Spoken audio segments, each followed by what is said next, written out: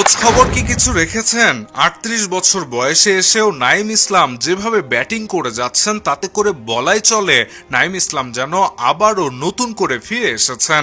একসময়ে নাইম ইসলামকে আদর করে ছক্কা নাইম ডাকা হতো, কারণ তখনকার সময়ে নাইমের মতো অত বড় বিগ হিটিং ব্যাটসম্যান বাংলাদেশে ছিল না বললেই চলে। সেই নাইম ইসলাম দীর্ঘদিন পর আবারও বিপিএল এ সুযোগ পেয়ে নিজের সেরাটা উজাড় করে দিয়েছেন।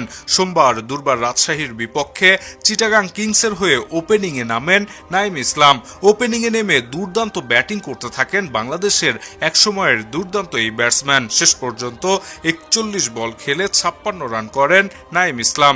১৩৬ স্ট্রাইক রেটে ব্যাট করা নাইম ইসলাম এই ম্যাচে ছক্কা মেরেছেন ৩টি এবং ৪ মেরেছেন ৫টি। সর্বসাকুল্যে এই ম্যাচটি ১১১ রানের বড় ব্যবধানে জিতে যায় চিটাগং কিংস। দর্শক, বিপিএল এর এমন আলোচিত খবরের ভিডিওগুলো সবার আগে পেতে এখনই সাবস্ক্রাইব